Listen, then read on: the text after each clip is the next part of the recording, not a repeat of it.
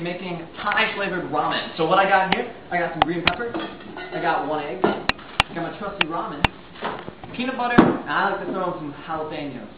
Alright, as far as your utensils that you're going to need a plate to cut up your pepper with, a bowl for your egg, a fork to mix that thing up, nice little pan, hot plate, and then a bowl to finish up eating it all in. Alright, so we take our ramen. What we're going to do is we're going to fill up the pan.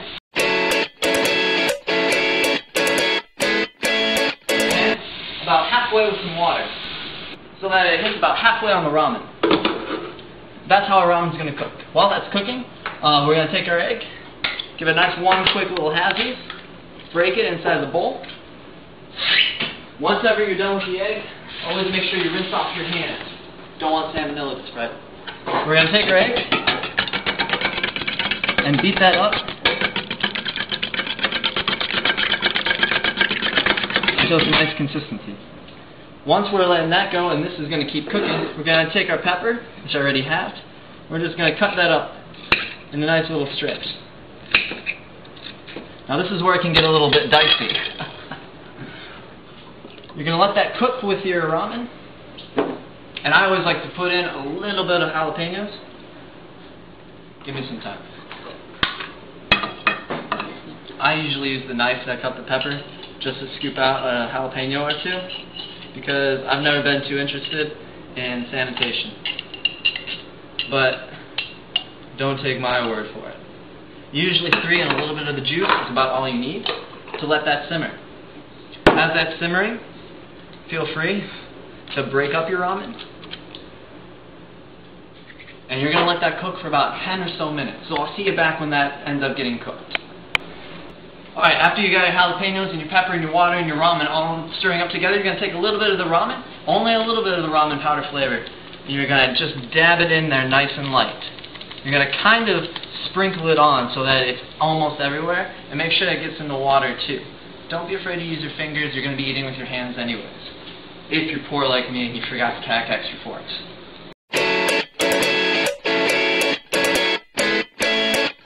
So we've been letting it cook now for about 5 or so minutes, and what you can actually do is you can start pulling apart these noodles.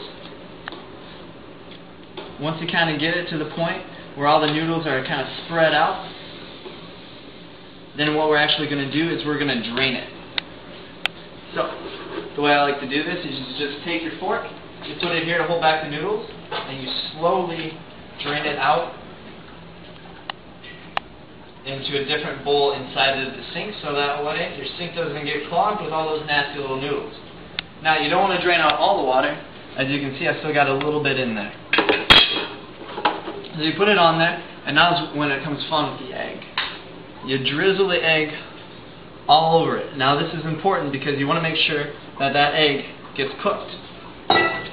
So we're going to kind of just smush that around and let that kind of start heating up. As that's heating up, we're going to go over to our peanut butter. You take a generous helping of peanut butter. Now me, I happen to survive on peanut butter for the past 4.5 years. Literally. Sometimes I just put it on a Ritz cracker and let it go. So I put a generous slice of peanut butter on there. And then you're going to take that peanut butter and kind of stir it in. Everything's going to get nice and hot. And right now what you're starting to smell is you're starting to smell the jalapenos mixed with that peanut butter. And you're getting this rich Thai flavoring spice like that just tickles your nostrils.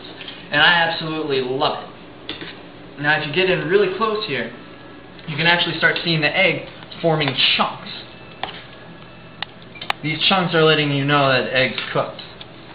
So by the end of this, we're going to have some really thick noodles with a bunch of peanut butter and peppers surrounding it. And it's going to be delicious.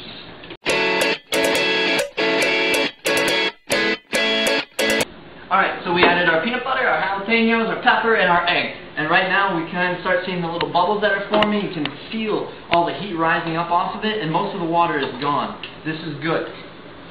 All that's left now is to pull it up. You want to turn off your hot plate, and then it's just a simple matter of pouring it into a bowl of your choice.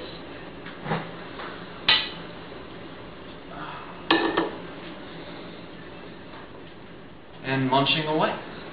Alright, Mike just cooked us an awesome Thai-themed ramen noodle meal. It could be a dinner, lunch, whatever you want it to be. It was awesome. I tasted it, take my word for it. It was great.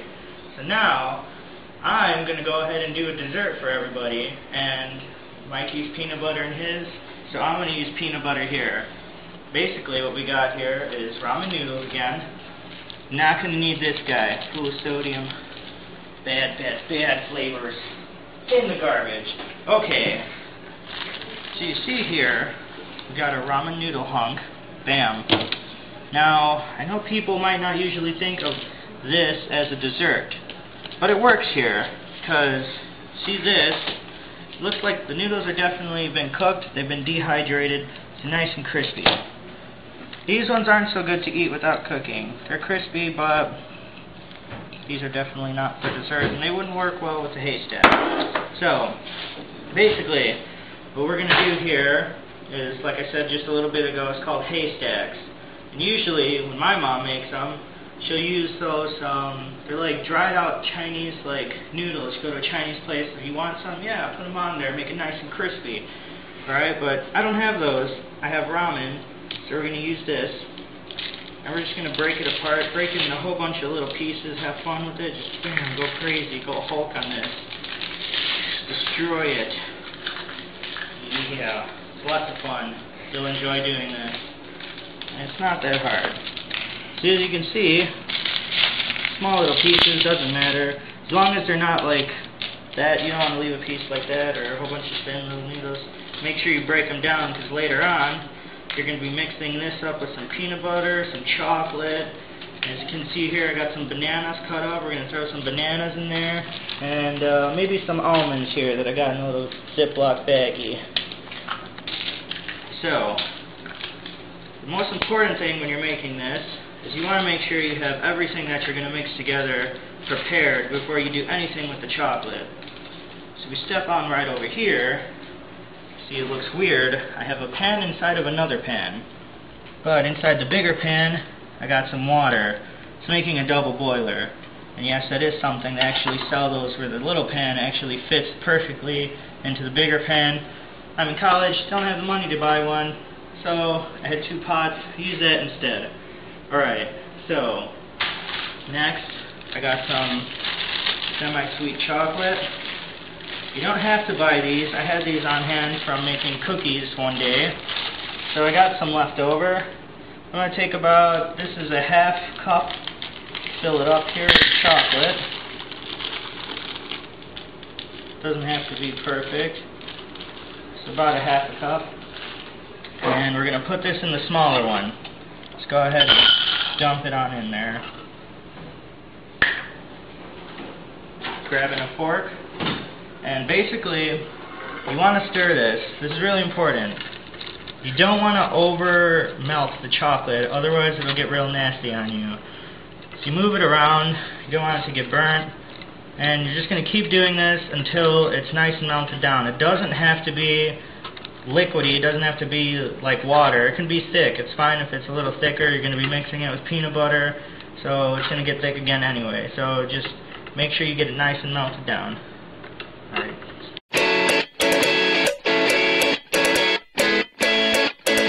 Alright, so chocolate's been melting down. I got about 2 tablespoons of peanut butter in here. This is kind of about a tablespoon. I usually use just, this is one of the bigger spoons. The smaller one is usually a teaspoon. Okay, so we got 2 tablespoons in there. We got the chocolate in here, nice and melted.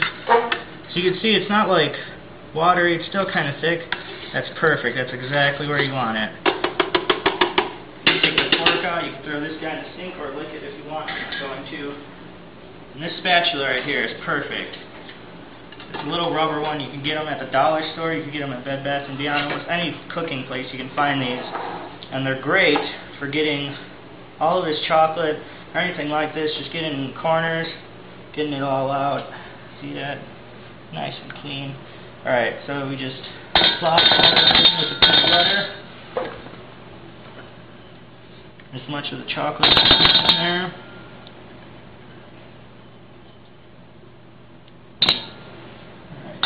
Alright. Now, you want to work a little fast, you don't want the chocolate to cool on you. Just mix up the peanut butter and the chocolate in the bowl. Yeah, it's looking good. It's like a giant bowl of preformed Reese's Cups. Alright, so that's good. That's about where you want it right there. As you can see, it got a little lighter because of the peanut butter. Now here's the fun part. You could customize this however you want. You don't necessarily have to have peanut butter. I know some people are allergic. Use something else. Use caramel.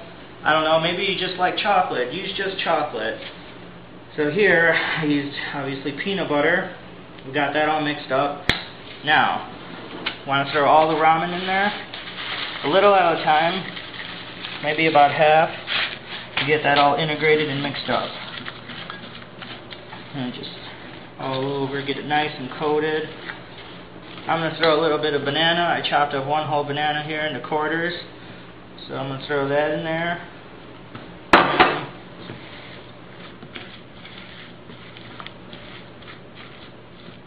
It's looking good. See, it's getting nice and coated. Throw the rest of the ramen in there. Keep mixing. Make sure you're flipping it from the bottom, because a lot of the chocolate likes to hide in the bottom instead of getting mixed together.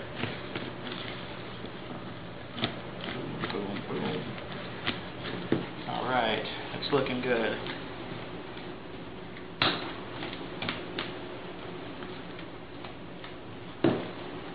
Alright, now we got this done. Now we want to form them. Now what you're going to need is you're going to need a nice little pan. It doesn't have to be a pan like this. It could easily just be a paper plate with some parchment paper, because you don't want it to stick. So you can lay that in there. Bring your bowl on over. Right here we go. And then you just take a tablespoon, same one you used last time. I put mine in the sink already, so I'm going to use a different one. And all you're going to do is about a tablespoonful and just, bam, lay it right down in there. That's it.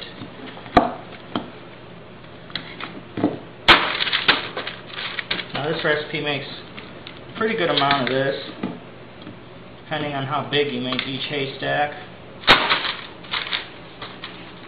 But about one tablespoon size is good. It doesn't have to be heaping, or it can be heaping. It depends on how big you want to make it, like I said.